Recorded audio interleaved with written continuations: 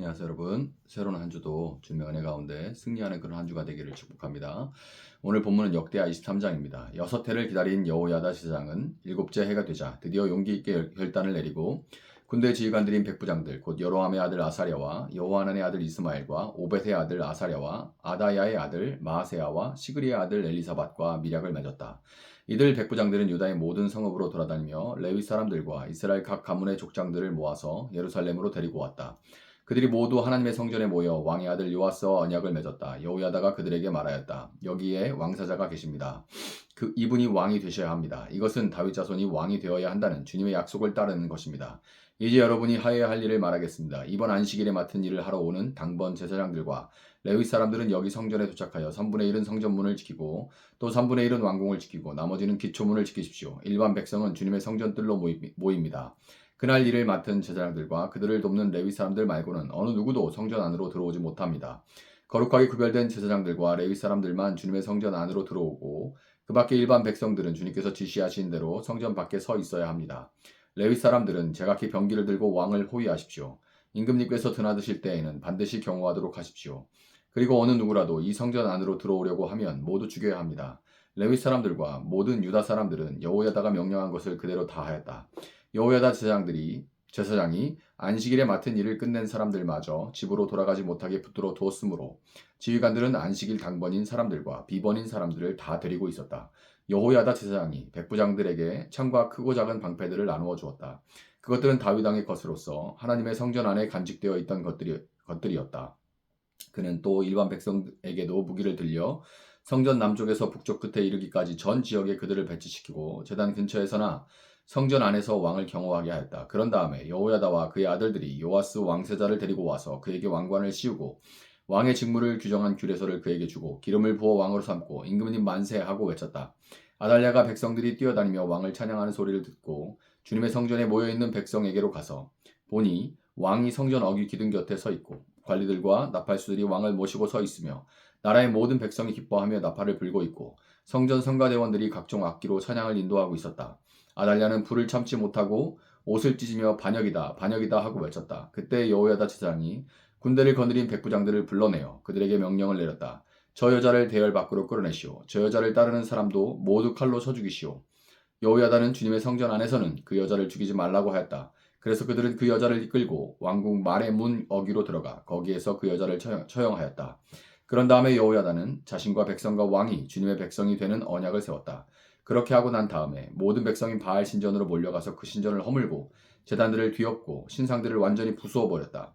또 그들은 거기 제단 앞에서 바알의 맏단 제사장을 죽였다. 여호야다는 주님의 성전을 돌보는 일을 정하여 그것을 레위 사람 제사장들이 관리하도록 맡겼다. 모세 율법에 기록된 대로 주님께 번제를 드리고 즐거운 노래로 주님을 찬양한 이러한 일들은 본래 다윗 성전 안에서 일하는 레위 사람 제사장들에게 맡긴 임무였다. 여호야다는 또한 주님의 성전 문마다 문지기를 두어 부정한 사람은 아무도 들어오지 못하게 하였다. 여호야다는 백부장들과 귀족들과 백성의 지도자들과 그 땅의 모든 백성들과 함께 왕을 호위하여 주님의 성전에서 데리고 나와서 윗문을 지나 왕궁으로 가서 왕을 왕좌에 앉히니 그 땅의 모든 백성들이 기뻐하였다. 아달랴가 살해된 뒤로 도성은 평온을 되찾았다. 아멘. 자, 요아스 왕의 증조 할아버지인 여호사밧은 하나님께 충성하는 그런 왕이었습니다. 하나님은 그에게 은혜를 베푸셨고 하나님의 은혜 아래 왕국은 평안을 누렸죠. 번영 가운데 여호사밧에게 스스로 지혜롭게 높이 자기를 지혜롭고 높게 여기는 그런 마음이 교만한 마음이 생겨났고 그것은 북이스라엘의 악한 왕 아합 왕과 사돈을 맺는 결과로 나타나게 됐습니다. 일단 한번 관계가 맺어지고 나니까 여호사밧은 그 관계를 끊을 수가 없었고 계속해서 아합의 요구에 끌려가는 그런 처지가 되고 말았죠. 여호사밧의 아들 여호람과 그 손자 아하시야에 이르러서는 너무나 이제 타락하게 돼가지고 더 이상 하나님의 심판을 피할 수 없는 지경에 이르게 됐고 아하시야가 예후의 손에 의해서 죽임을 당하게 됐을 때 아하시야의 어머니이자 아합의 딸인 아달랴는 다윗의 씨를 모두 죽여버리고 스스로 유다의 왕 자리에 오르게 됐습니다.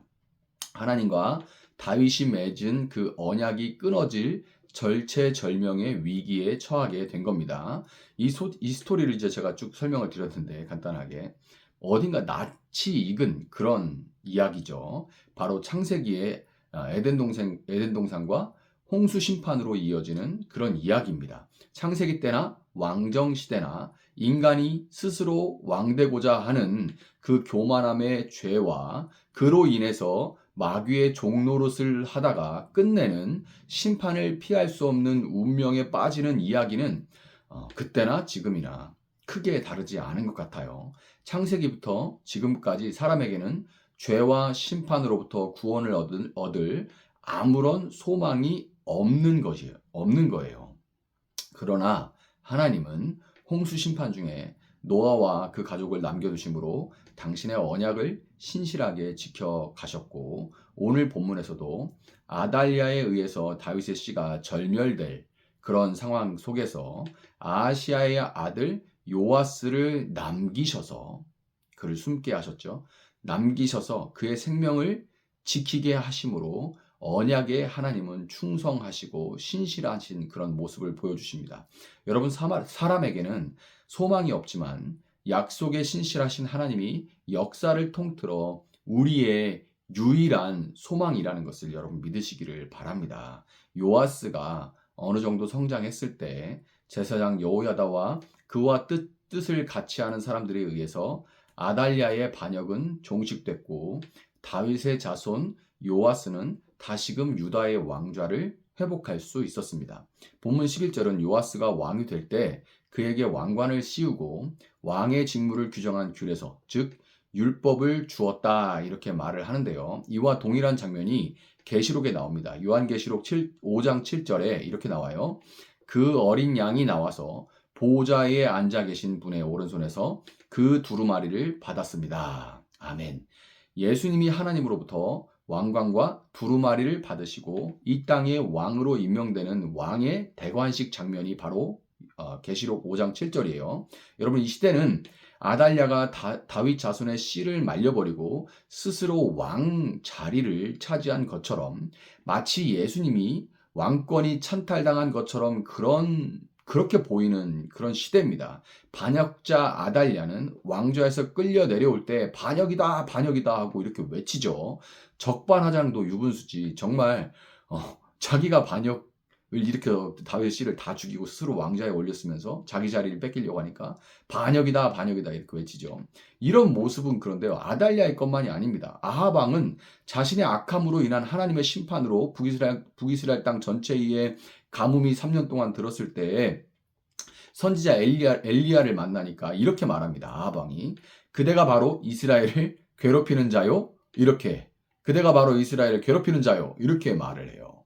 아니 지금 누구 때문에 이렇게 고생을 하는데 본인은 몰라요. 그리고 이게 다 누구 때문이라는 거예요?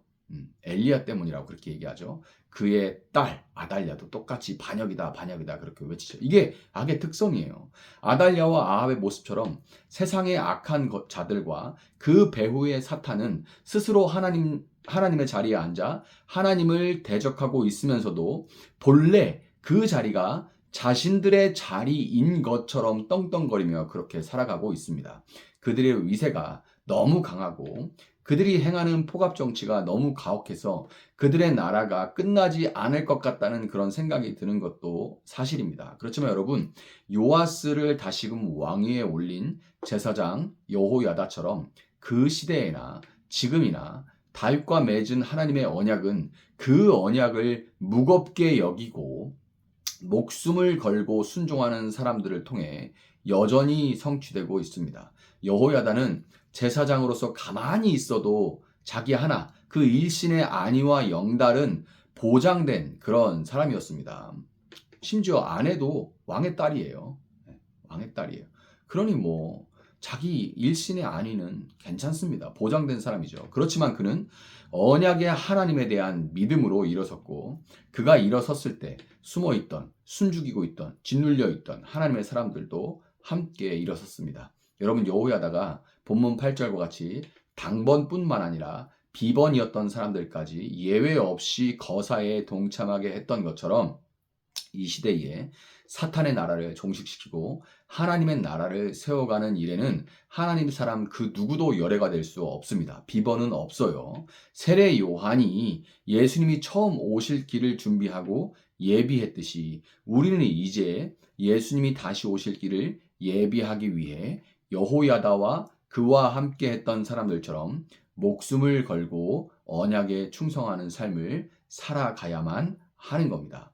아달랴가 끌려 내려와서 칼로 죽임을 당하고 본문 31절 그 땅의 모든 백성들이 기뻐하였다. 아달랴가 살해된 뒤로 도성은 평온을 되찾았다라는 그 말씀처럼 예수님이 다시 오실 때 그분은 폭력과 불의로 세상을 통치하던 악한 자들과 배후의 사탄을 심판하시고 우리는 하나님과 함께 영원히 다스리는 그 본래의 지위를 찾을 수가 있을 겁니다. 함께 전심으로 기뻐할 그날을 소망하며 오늘 요아스가 장성하는 기간 같은 이때 요아스가 장성하는 그날을 기다리는 것과 같은 이때를 인내하고 기다리며 믿는 자의 정체성을 지키고 그날을 예비하며 살아가는 여러분들 될 수 있기를 예수님의 이름으로 축복합니다. 잠시 기도하겠습니다. 사랑하시는 하나님 감사합니다. 세상은 마치 너무나 화려하고 강력하여서 이 세상에서는 예수님은 계시지 않는 것 같고 마치 처음부터 사탄 마귀가 왕이었던 것처럼 그런 세상입니다. 하루에도 너무나 끔찍한 일들과 너무나 불의한 일들이 넘쳐나는 그런 모습을 우리가 보며 과연 이 땅 가운데 하나님의 운행하심이 하나님의 일하심이 여전히 있는가라는 생각이 들 때가 있습니다. 그러나 주님 하나님 여전히 살아계시고 여전히 이 땅에 운행하고 계심을 믿습니다. 또 그 하나님 마치 요아스가 장성하는 것과 같은 이때를 우리가 살아가고 있지만 그러나 우리가 인내할 수 있도록 주님 도와주시고 마침내 그날이 왔을 때 모든 것들이 모든 만물이 회복되고 하늘과 땅이 만나 새로운 새하늘과 새 땅 시작되며 그 땅에서 주님과 함께 영원히 다스리며 우리가 이 땅에서 수고하고 눈물 짓고 고생했던 모든 것들 모두가 보상받을 것들 상급으로 이루어질 것들을 기억하며 소망 가운데 오늘을 살아가고 인내하며 감사하며 살아갈 수 있도록 주님 함께하여 주시옵소서. 이 한 주도 말씀을 붙들고 살아가는 모든 성도들 주님께서 은혜를 더하여 주시옵시고 승리하는 삶을 살아갈 수 있도록 성령으로 강건케 하여 주시옵소서. 감사하며 예수님의 이름으로 기도합니다. 아멘. 오늘 주신 말씀 붙들고 계속해서 기도합니다.